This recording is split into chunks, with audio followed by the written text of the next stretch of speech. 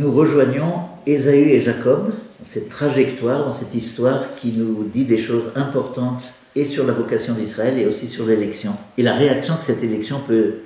Nous arrivons au chapitre assez dramatique et pas très glorieux, pour aucun des personnages qui entrent en scène, le chapitre 27 du livre de la Genèse, la ruse de Rebecca et de Jacob.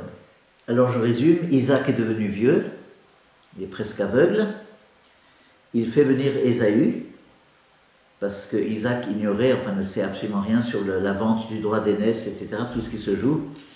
Il dit à Ésaü, va dans la campagne, chasse-moi un bon gibier, ramène-moi un bon plat que j'aime bien, comme tu sais que je les aime, et quand je me serai bien rassasié, alors je te bénirai. C'est-à-dire, je te donnerai la bénédiction réservée à l'aîné. Ésaü s'en va dans la campagne, décidé donc à obéir à son père Isaac, peut-être se réjouissant de recevoir la bénédiction. À ce moment-là, visiblement, il n'a plus en tête ce qu'il avait fait de son droit d'aînesse. Or, Rebecca, une fois de plus, elle écoute aux portes. Enfin, une fois de plus, c'était le cas de Sarah, mais voilà. Et elle se dit, eh bien, elle ne veut pas de ça. Elle appelle vite Jacob, elle voudrait que ce soit Jacob qui hérite de la bénédiction, réservée en principe à l'aîné. Donc, elle va avoir recours à un stratagème pas très glorieux. Elle dit à Jacob, vite, je vais te vêtir avec du poil, je vais mettre des poils sur toi, comme ça, quand Isaac va te toucher, il va croire que c'est Ésaü, tu seras bien velu, et je te prépare vite un plat qui sera déjà tout prêt, que tu apporteras à à Isaac, pour qu'il puisse se régaler, et puis il te bénira avant le retour d'Ésaü, qui lui est parti à la campagne pour chasser. Jacob accepte, bon, une ruse tout simplement, c'est une ruse, ne cherchez absolument pas une once là-dedans de moralité ou de mérite ou quoi que ce soit, c'est très à ras de terre, très frustre.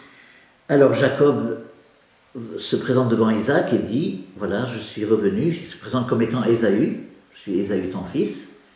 Alors Isaac s'étonne quand même, il dit, mais comme tu as fait vite mon fils, tu es déjà revenu avec le gibier. Alors écoutez bien, Jacob va prendre Dieu à témoin pour un mensonge. Qu'est-ce qu'il va dire? C'est que Dieu m'a été propice. Vous vous rendez compte un petit peu de cette audace? C'est que Dieu m'a été propice, mon père. C'est pour ça que je suis revenu vite. Mensonge. Nous, on pourrait être complètement scandalisés de tout cela, mais mystérieusement, ça entre quand même dans le plan de Dieu, parce que Dieu veut que ce soit Jacob qui hérite, mais néanmoins, c'est quand même un peu gros, comme on tirait fort de café. Jacob qui dit, oui, j'ai fait vite parce que Dieu m'a été propice, alors qu'il s'apprête à vivre quelque chose qui est une ruse, absolument un stratagème de bout en bout, une tromperie, aux dépens d'Isaac qui est presque aveugle. Alors Isaac n'est pas non plus très, je sais pas comment dire, très habile non plus. Il dit, approche-toi pour que je vois bien si tu es mon fils Ésaü. Alors il le palpe, il dit, la peau et tout ça, les poils et tout ça, c'est bien mon fils Ésaü, mais la voix n'est pas celle d'Ésaü. Et pourtant, il ne réfléchit pas plus loin. Il va encore dire, es-tu vraiment bien mon fils Ésaü? Oui, mon père, etc.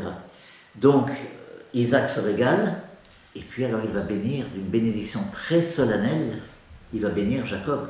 Et cette bénédiction qui, de fait, est toute beauté, eh bien, vous la lirez, je n'ai pas le temps de la citer ici, mais vous la lirez au cœur même du chapitre 27 du livre de la Genèse. Il bénit, alors il promet une prospérité, une vie pleine de richesse, de bonheur, de fécondité, de fertilité, de domination de riches terroirs et des choses comme ça.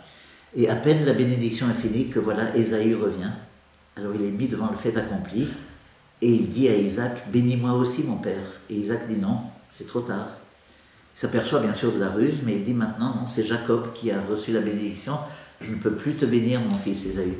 Ésaü va trépigner, etc. Il va protester, va tempêter, rien n'y fait. La bénédiction lui a forcément échappé.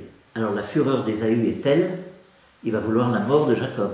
Et alors c'est là que Rebecca dit à Jacob, fuis devant ton frère Ésaü, et va vite maintenant trouver refuge dans ma parenté, chez mon frère. Va chez ton oncle, Laban, dans ma parenté. Là d'où venait Rebecca, et là d'où venait aussi Abraham. Nous allons voir un petit peu le sens de tout cela à partir de demain.